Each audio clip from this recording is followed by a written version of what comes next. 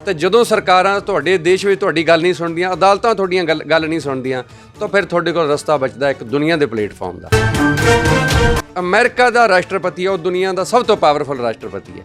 ਉਹਦੀ ਗੱਲ ਕਹੀ ਹੋਈ ਦੁਨੀਆ ਵਿੱਚ ਸੁਣੀ ਜਾਂਦੀ ਹੈ ਤੇ ਸਾਡੇ ਡਿਪਲੋਮੈਟਿਕ ਰਿਲੇਸ਼ਨ ਵੀ ਉਹਨਾਂ ਨਾਲ ਚੰਗੇ ਹੈ। ਜਿਹੜੀ ਮੇਰੇ ਵੱਲੋਂ ਚਿੱਠੀ ਲਿਖੀ ਗਈ ਆ ਉਹ ਅਮਰੀਕਾ ਦੇ ਰਾਸ਼ਟਰਪਤੀ ਨੂੰ ਤੇ UN ਨੂੰ ਦੋਨੋਂ ਜਗ੍ਹਾ ਲਿਖੀ ਗਈ ਹੈ। ਸਾਡਾ ਜਿਹੜਾ ਅੰਦੋਲਨ ਹੈ ਇੰਟਰਨੈਸ਼ਨਲੀ ਜ਼ਿਆਦਾ ਪਪੂਲਰ ਹੋਇਆ ਹੈ।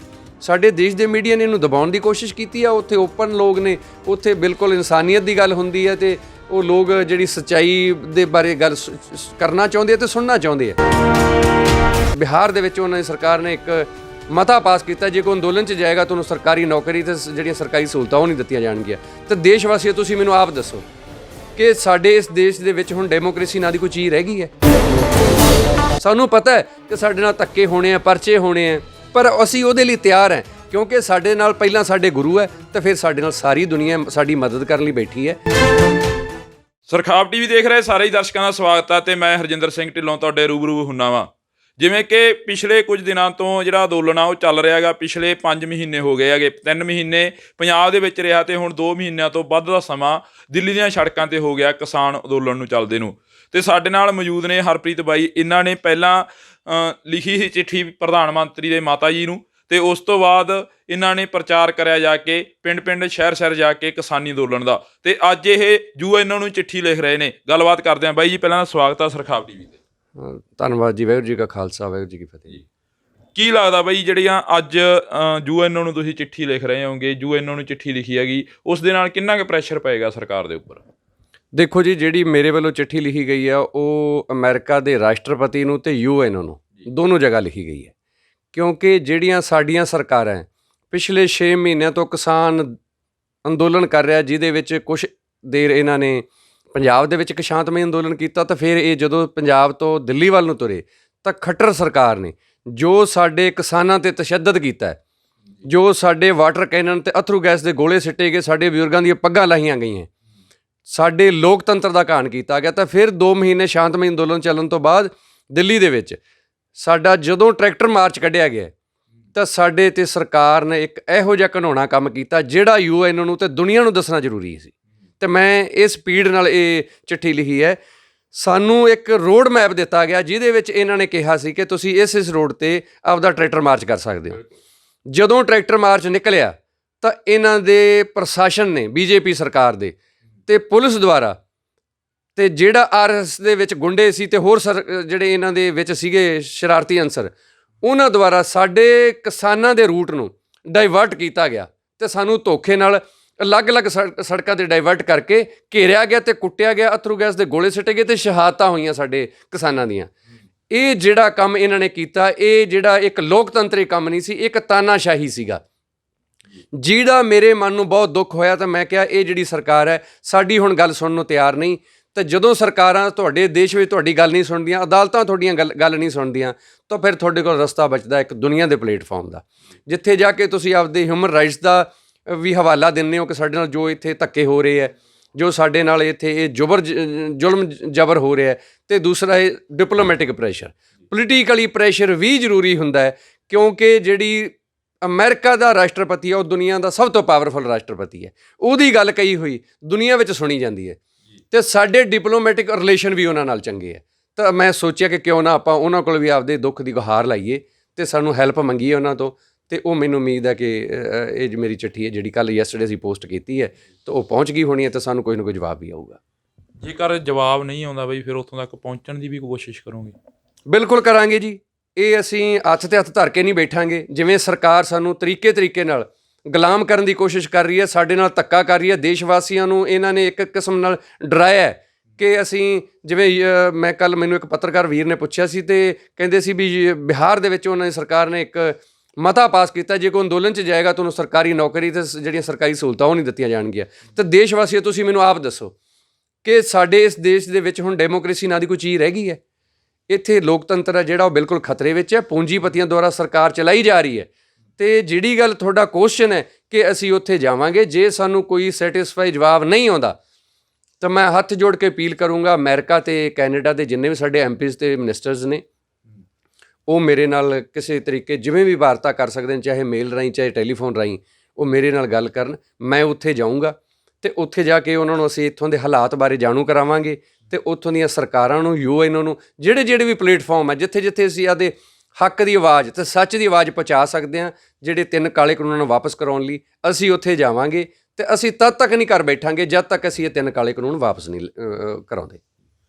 ਬਈ ਤੁਸੀਂ ਗੱਲ ਕਰੀ ਸੀਗੀ ਰਿੰਗ ਰੋਡ 'ਤੇ ਜਾਣ ਦੀ, ਜਾਂ ਮਤਲਬ ਲਾਲ ਕਿਲ੍ਹੇ ਦੀ ਗੱਲ ਕਰੀ ਸੀ, ਹੈ ਨਾ, ਜਿਹੜੀਆਂ ਗੱਲਾਂ ਕਰੀਆਂ ਸੀ ਵੀ ਉਸ ਟਾਈਮ ਸਾਨੂੰ ਪ੍ਰਸ਼ਾਸਨ ਨੇ ਉੱਧਰਲੇ ਪਾਸੇ ਨੂੰ ਲਿਜਾਇਆ ਗਿਆ। ਕੀ ਲੱਗਦਾ ਸੀਗਾ ਉਸ ਟਾਈਮ ਜਿਹੜੀਆਂ ਇਹ ਅੰਦੋਲਨ ਹੋਇਆ, ਅੰਦੋਲਨ ਦੇ ਵਿੱਚੋਂ ਇਹ ਜਿਹੀਆਂ ਜਿਹੜੀਆਂ ਕਮੀਆਂ ਆਈਆਂ ਸਾਹਮਣੇ ਵੀ ਉੱਧਰ ਨੂੰ ਚਲੇ ਗਏ, ਇੱਧਰ ਨੂੰ ਚਲੇ ਗਏ, ਅਤੇ ਕੀ ਲੱਗਿਆ ਉਸ ਟਾਈਮ ਜਿਹੜਾ ਅੰਦੋਲਨ ਆ ਕੋਈ ਬਿਖਰਿਆ ਤਾਂ ਨਹੀਂ ਹੈਗਾ ਉਸ ਤੋਂ ਬਾਅਦ? ਬਿਲਕੁਲ ਜੀ, ਬਿਲਕੁਲ ਨਹੀਂ ਬਿਖਰਿਆ। ਇਹਨਾਂ ਨੇ ਬਿਖੇਰਨ ਦੀ ਕੋਸ਼ਿਸ਼ ਕੀਤੀ ਹੈ। ਮੀਡੀਆ ਨੇ, ਜੋ ਸਰਕਾਰ ਦਾ ਮੀਡੀਆ, ਗੋਦੀ ਮੀਡੀਆ ਅਤੇ ਨੈਸ਼ਨਲ ਮੀਡੀਆ ਦਾ ਬਹੁਤ ਇੱਕ ਵੱਡਾ ਹਿੱਸਾ, ਉਹਨੇ ਬਹੁਤ ਇਸ ਸਾਡੇ ਅੰਦੋਲਨ ਨੂੰ ਬਦਨਾਮ ਕਰਨ ਦੀ ਕੋਸ਼ਿਸ਼ ਕੀਤੀ ਹੈ, ਕਿਉਂਕਿ ਕਈ ਵਾਰ ਪਿੰਡਾਂ ਦੇ ਵਿੱਚ ਲੋਕ ਗੁੰਮਰਾਹ ਹੋ ਜਾਂਦੇ ਹੈ। ਪਰ ਅੱਜ ਜਿਹੜਾ ਸਾਡਾ ਅੰਦੋਲਨ ਹੈ ਉਹ ਐਜ਼ ਇਟ ਇਜ਼ ਹੈ, ਈਵਨ ਮੈਂ ਕਹੂੰਗਾ ਕਿ ਵੱਧ ਗਿਆ, ਅਤੇ ਸਾਡੀ ਜਿਹੜੀ ਇੰਟਰਨੈਸ਼ਨਲ ਜਿਹੜੀ ਇਹ ਗੱਲ ਉਹ ਪਹੁੰਚ ਚੁੱਕੀ ਹੈ। ਅਤੇ ਇਸ ਅੰਦੋਲਨ ਨੂੰ ਸਰਕਾਰ ਦੁਆਰਾ ਬਦਨਾਮ ਕਰਨ ਦੀ ਬਿਲਕੁਲ ਜਿਹੜੀ ਉਹਨਾਂ ਨੇ ਕੋਸ਼ਿਸ਼ ਕੀਤੀ ਹੈ, ਪਰ ਜਿਹੜੀ ਦੁਨੀਆ ਉਹ ਡਟੀ ਹੋਈ ਹੈ, ਕਿਉਂਕਿ ਸਾਡਾ ਇੱਕ ਆਪਣਾ ਇਤਿਹਾਸ ਹੈ, ਸਾਡੇ ਜਿਹੜੇ ਖਾਸ ਕਰਕੇ ਪੰਜਾਬ ਦਾ, ਕਿਉਂਕਿ ਅਸੀਂ ਹਮੇਸ਼ਾ ਜਿਹੜਾ ਨਿਆਂ ਹੁੰਦਾ ਹੈ ਅਸੀਂ ਉਹਦੇ ਵਿਰੁੱਧ ਸਾਡੇ ਗੁਰੂਆਂ ਨੇ ਵੀ ਆਵਾਜ਼ ਚੱਕੀ ਹੈ।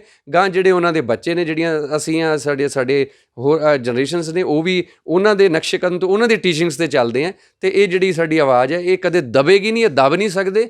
ਅਸੀਂ ਇੱਥੇ ਅੰਦੋਲਨ ਦੇ ਵਿੱਚ ਬੈਠੇ ਹਾਂ, ਚਾਹੇ ਸਾਨੂੰ ਸਾਡੇ ਉਹਦੇ ਬਦਲੇ ਕੋਈ ਵੀ ਕੀਮਤ ਦੇਣੀ ਪਏ। ਦੇਖੋ ਅਸੀਂ ਬੈਠੇ ਹਾਂ, ਸਾਨੂੰ ਪਤਾ ਹੈ ਕਿ ਸਾਡੇ ਨਾਲ ਧੱਕੇ ਹੋਣੇ ਆ, ਪਰਚੇ ਹੋਣੇ ਆ, ਪਰ ਅਸੀਂ ਉਹਦੇ ਲਈ ਤਿਆਰ ਹੈ, ਕਿਉਂਕਿ ਸਾਡੇ ਨਾਲ ਪਹਿਲਾਂ ਸਾਡੇ ਗੁਰੂ ਹੈ ਅਤੇ ਫਿਰ ਸਾਡੇ ਨਾਲ ਸਾਰੀ ਦੁਨੀਆ ਸਾਡੀ ਮਦਦ ਕਰਨ ਲਈ ਬੈਠੀ ਹੈ। ਅਤੇ ਅਸੀਂ ਝੁਕਾਂਗੇ ਨਹੀਂ ਇਹ ਜਿਹੜੀ ਸੈਂਟਰ ਸਰਕਾਰ ਦੇ ਅੱਗੇ ਜਦ ਤੱਕ ਸਾਨੂੰ ਸਾਡੇ ਹੱਕ ਨਹੀਂ ਮਿਲਦੇ।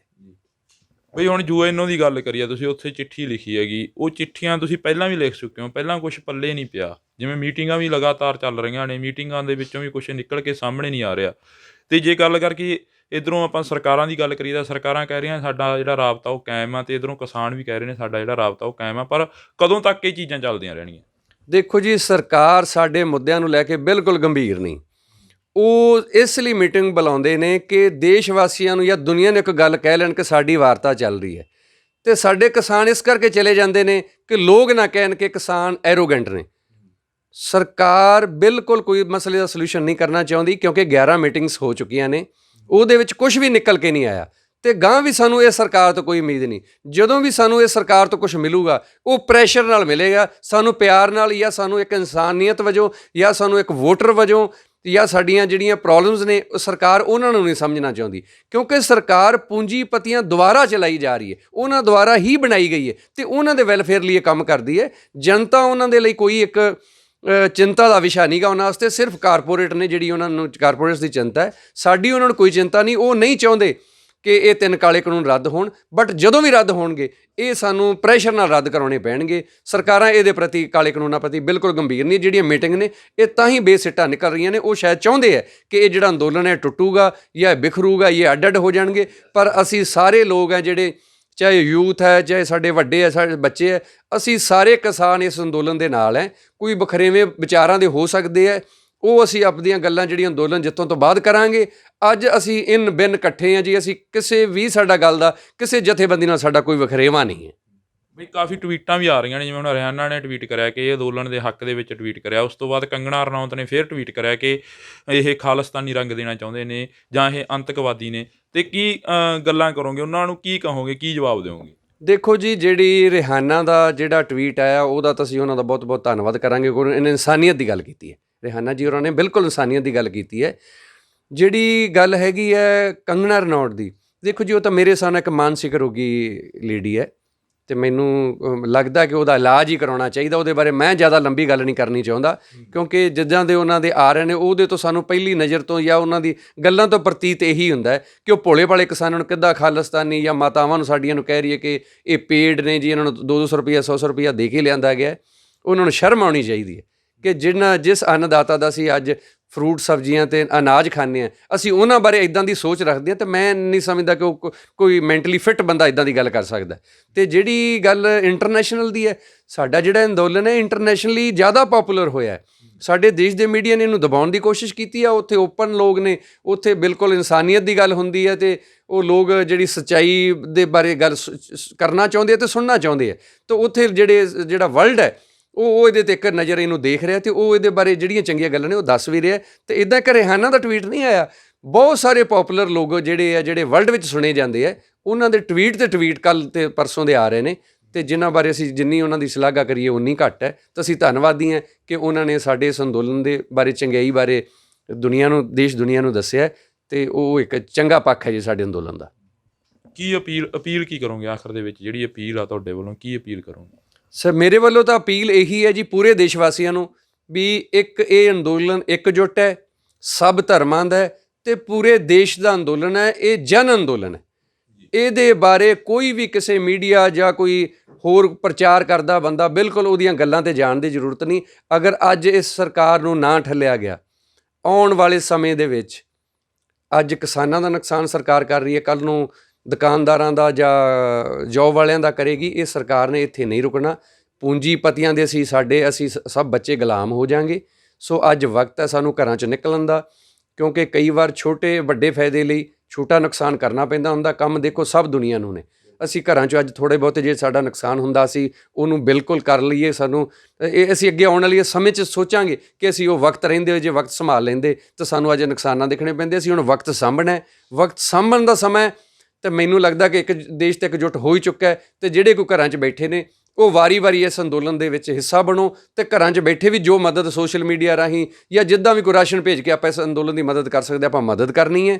ਇਹ ਅੰਦੋਲਨ ਪੂਰੇ ਦੇਸ਼ ਦਾ ਅੰਦੋਲਨ ਹੈ ਤੇ ਸਭ ਧਰਮਾਂ ਦਾ, ਸਭ ਲੋਕਾਂ ਦਾ। ਕਿਉਂਕਿ ਅਗਰ ਇਹ ਖੇਤੀ ਨੂੰ ਇਹਨਾਂ ਪੂੰਜੀਪਤੀਆਂ ਕੋਲੇ ਚਲੀ ਗਈ ਤਾਂ ਇਹ ਜਿਹੜੀ 20 ਰੁਪਏ ਵਾਲੀ ਚੀਜ਼ ਹੈ ਉਹ ਸਾਨੂੰ 200-250 ਰੁਪਏ ਕਿਲੋ ਮਿਲੇਗੀ ਤੇ ਅਸੀਂ ਉਹਦੇ ਵਿੱਚ ਸਭ ਪੀੜਿਤ ਹੋਵਾਂਗੇ, ਸਭ ਇਫੈਕਟ ਹੋਵਾਂਗੇ, ਚਾਹੇ ਜੌਬ ਵਾਲੇ, ਚਾਹੇ ਕੋਈ ਆਪਣੇ ਛੋਟਾ ਮੋਟਾ ਧੰਦਾ ਕਰਦਾ। ਇਸ ਕਰਕੇ ਸਾਰੇ ਜਾਗੋ। ਇਹ ਇਕੱਲੇ ਕਿਸਾਨਾਂ ਦਾ ਨੁਕਸਾਨ ਨਹੀਂ ਸਰਕਾਰ ਨੇ ਕਰਨਾ, ਸਭ ਦਾ ਕਰਨਾ ਹੈ। ਇਸ ਕਰਕੇ ਸਾਨੂੰ ਸਭ ਨੂੰ ਇਕੱਠੇ ਹੋਣ ਦੀ ਲੋੜ ਹੈ।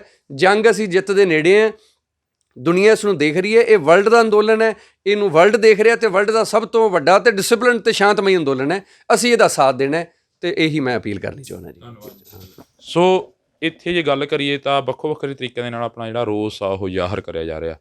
ਜਿਵੇਂ ਕਿ ਤੁਹਾਨੂੰ ਦਿਖਾਇਆ ਹੈਗਾ, ਹਰਪ੍ਰੀਤ ਵੱਲੋਂ ਇੱਕ UN ਨੂੰ ਚਿੱਠੀ ਲਿਖੀ ਗਈ ਆ ਜਿਸ ਦੇ ਵਿੱਚ ਦੱਸਿਆ ਗਿਆ ਕਿ ਇਹ ਇੱਕ ਸਾਡੇ 'ਤੇ ਤਸ਼ੱਦਦ ਹੋ ਰਿਹਾ ਹੈਗਾ। ਇਸੇ ਤਰ੍ਹਾਂ ਤੁਹਾਨੂੰ ਦਿਖਾਉਂਦੇ ਰਹਾਂਗੇ। ਜੁੜੇ ਰਹੋ ਸਰਖਾਬ TV ਦੇ ਨਾਲ। ਮੈਨੂੰ ਦਿਓ ਆਗਿਆ। ਹਰਜਿੰਦਰ ਸਿੰਘ ਢਿੱਲੋਂ ਨੂੰ ਧੰਨਵਾਦ ਜੀ।